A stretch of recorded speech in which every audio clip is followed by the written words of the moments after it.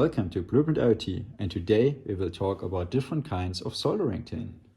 We have two here and a bunch more back here. That's basically just a different arrangement. You can easily pull it from this little fixture here, and it's kind of easier in case you like it, but some people also prefer it in this way. So in general, for soldering tin, there are two major differences. The first one are the green ones, which are these days the normal ones. This green color stands for this environmental friendly soldering tin, which is actually related to the components of the soldering tin. We dig into the green ones in a second, but there's also another type, which is the red one, which is the classic one, which is the environmental unfriendly one. So since this was banned for normal use and commercial use, there are only a few exceptions to use the red soldering tin that's actually containing lead. Those exceptions are sometimes for education purposes or military or space exploration or very high-tech, high sophisticated applications where there's really no other way.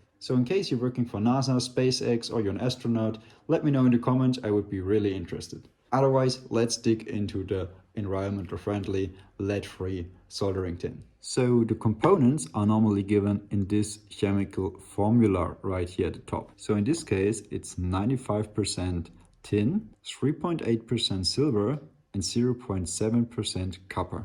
So this one is a quite expensive one because it contains silver. But silver improves the soldering characteristics. What is the reason why I really prefer the silver one? We can also find a bunch of other information, which is 1 millimeter in diameter and the weight of this whole stack of soldering tin.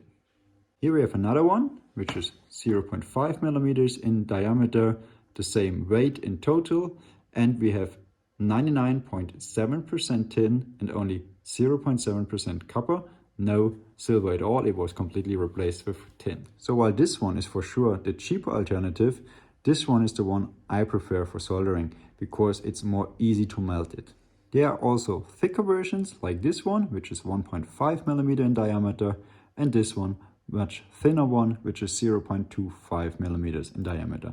So it really depends on the parts you're about to solder down and the style you like to solder.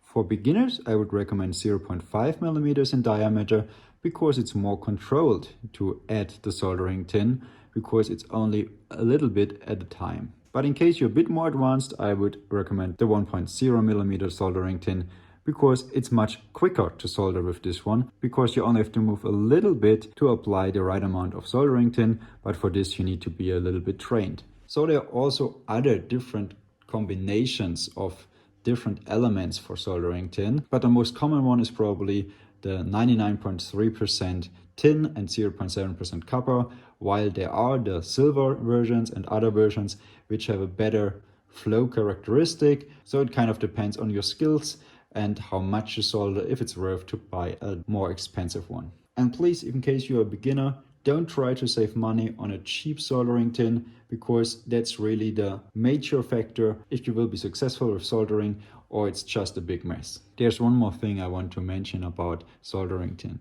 The soldering tin itself is actually in the middle of the diameter.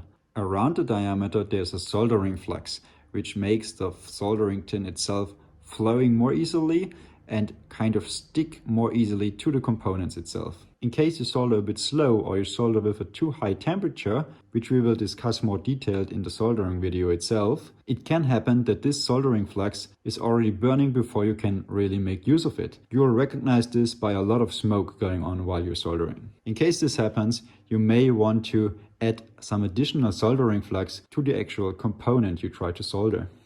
To do so, you can buy one of these little cans of soldering flux, which is relatively cheap. Honestly, I barely use it, but for some very difficult components, you could apply a bit of the soldering flux right to the component, and this will help your soldering tin to flow more easily towards the component. So that's all the basics you need to know about the different types of soldering tin and the soldering flux.